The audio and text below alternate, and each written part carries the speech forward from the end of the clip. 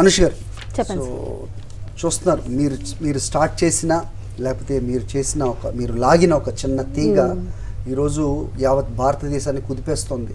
హైదరాబాద్లో స్టార్ట్ అయింది, ఢిల్లీలో ప్రస్తుతం ఇక్కడి నుంచి పోలీసులు వెళ్ళి అక్కడ దర్యాప్తు చేస్తున్న పరిస్థితి.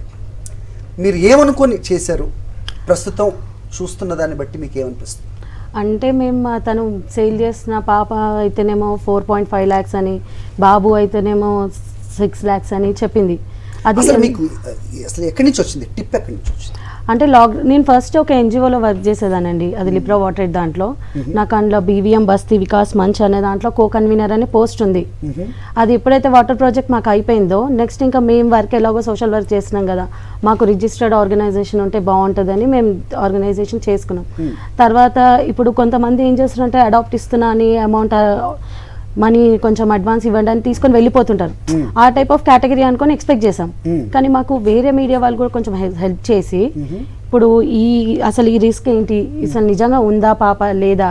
నేను ఫస్ట్ ఏమనుకున్నా అంటే ఫైనాన్షియల్ స్టేటస్ విలేజెస్లలో ఉండని వాళ్ళే మన సేల్కి, వాళ్ళకి ఇటువంటి లీగల్ ఏం తెలియదు. విలేజెస్లో ఉన్న వాళ్ళకి ఎవరికి కూడా వాళ్ళు ఏమైనా ఇస్తుంటే ఈమె తీసుకొని వస్తుందా అనే ఒక్క కోణంలో ఆలోచించి తను బేబీ మాత్రం ట్రాఫికింగ్ ఉంది అని ఎక్స్పెక్ట్ చేసాం మేము.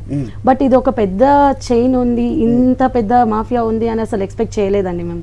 ఒక్క పాపను సేవ్ చేస్తున్నామనే కోణంలోనే వెళ్ళాం మేము. బట్ ఇక పోలీస్ వాళ్ళు కూడా బాగా సహకరించి వర్క్ చేసి, అంటే మీరు పిల్లలు కావాలి అనే దాంతో మీరు వెళ్ళారా? అంటే మీరు యువర్ సీకింగ్ ఫర్ చైల్డ్, పిల్లలు కావాలి మాకు, ఇట్లా మాకు తెలిసిన వాళ్ళు ఉన్నారు, వాళ్ళకి అడాప్షన్ కావాలి, మ్యారేజ్ అయ్యి 4 years అవుతుంది. సో వాళ్ళకి ఒక వేరే సార్ ఉన్నారు తెలిసిన వాళ్ళు. ఆ సార్ వచ్చి సాయి అతని పేరు. ఆ సార్ వచ్చేసి చెప్పారన్నమాట, ఈ సార్ ఇట్లా ఉంది అని చెప్తే సార్ కూడా ఇన్వాల్వ్ అయ్యారు ఇందులో ఉండి, ఇట్లా పిల్లలు కావాలి మాకు, మా వైఫ్కి లేరు అని చెప్పేసి అని అడిగితే తను ఆడియో రికార్డ్ విన్నారు కదండి.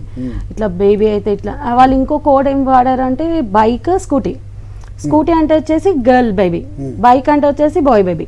అంటే ఫోన్ ఎత్తగానే అడుగుతారా బైక్ కావాలా స్కూటీ కావాలా, హలో చెప్పండి ఇట్లా ఉన్నారు మీకు ఎవరు కావాలి సో అండ్ సో ఇప్పుడు ఎట్లా అని.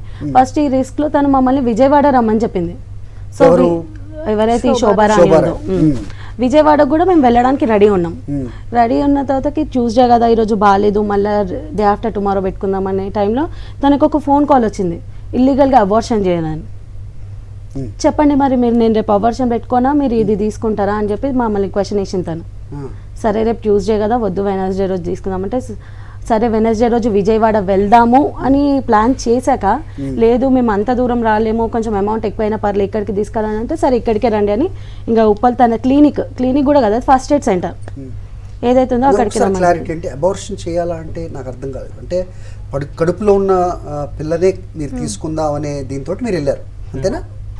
బేబీ ఉంది, కాకపోతే ఇది ఇంకొక కేసు అనమాట, ఇది ఇంకొక ఇల్లీగల్ యాక్టివిటీ. అనుకోకుండా అది తెలిసింది. అది తెలిసిన దాంతో పాటు ఇంకోటి ఏం చెప్పిందంటే మేల్ అండ్ ఫీమేల్ డిటర్మినేషన్ అది కూడా చేస్తున్నాను నేను, 20,000 అవుతుందని అది కూడా చెప్పింది తను మాకు.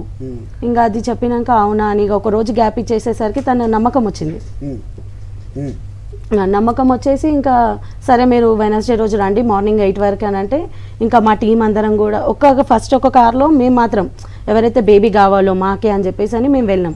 నెక్స్ట్ ఇంకొక కార్లో వచ్చేసి వేరే టీం మెంబర్స్, మాకు అక్కడ ఏమన్నా మాకు ప్రొటెక్టివ్గా లేదు అన్న టైంలో మీకు మేము ఇన్ఫామ్ చేస్తాం మీరు వచ్చేసేయండి అని. పాప వచ్చేసరికి మాకు ఒక 1 hour పట్టింది. ఈ 1 hourలో కూడా మేము మెసేజెస్ చేసుకుంటూ ఉన్నాం కింద. పాప రాగానే ఇంకా మేము అమౌంట్ తీసుకొని కిందికి వస్తాం అన్న టైంలో ఎవరైతే ఆల్టో కార్లో పాపని తీసుకొని వచ్చారు ఒక 2 ఆడ క్లినిక్లో ఒక అమ్మాయి అడ్డం ఉండిపోయింది. అతను మమ్మల్ని చూసి మా ఎక్విప్మెంట్స్ కెమెరా అవన్నీ చూసి వెళ్ళిపోయిండు. అక్కడ నుంచి పరాలుండు. ఇంకొక సలీం అని అతను గోడ దూకి పారిపోవడానికి టైంలో వీళ్ళందరూ ఇంకా మా టీం వాళ్ళందరూ కూడా తను పట్టుకున్నారు. ఇంకా మా దాంట్లో ఒక అమ్మాయి నన్ను డోర్లో పెట్టి బోల్ట్ పెట్టేసారు వాళ్ళు. ఇక అట్లా మేము వెంటనే 100కి డయల్ చేయడంతో పోలీసు వాళ్ళు కూడా వెంటనే రావడం, రిస్క్ చేయడం, ఇంకా చైల్డ్ లైన్ వాళ్ళకి కాల్ చేసినాం. వాళ్ళు కూడా వచ్చి పాపని మొత్తానికి ఇది ఈ రకంగా క్రాక్ చేయడం జరిగింది. సో విజయవాడ వరకు వెళ్ళడానికి సిద్ధంగా ఉన్నారు. సో ఒక పాపని రక్షించే నిమిత్తమై మీరు చేసిన ప్రయత్నం ఇదంతా కూడా రైట్. సో మీరు లాయర్ అని విన్నాను నేను, అంటే ప్రాక్టీస్ చేస్తున్నారా, చదువుకున్నారా? LLM కంప్లీట్ చేసినాను 2023లో రీసెంట్ గా, ఇప్పుడే ప్రాక్టీస్ చేస్తున్నాను. ఓకే. సో ఇలాంటివి చూసినప్పుడు న్యాయపరంగా కొన్ని చిక్కులు ఎదురవచ్చు రైట్. అలాగే ఇప్పుడు ఎవరైతే పిల్లల్ని విక్రయించారో వాళ్ళు కొంతమంది జెన్యూన్ గా కూడా పేరెంట్స్ జెన్యున్ గా ఉన్నట్టయితే ఉన్న ప్రస్తుతం మనకి దానికంటే ఒక కనిపిస్తుంది. ప్రాసెస్ ఉంటది కదా సార్. ఇప్పుడు ఇది Yes. ఇల్లీగల్ అనే అంటారు, లీగల్ ప్రకారంగా వెళ్తే Hmm. ఇల్లీగల్ అనే అంటారు. Hmm. అది Hmm. Hmm.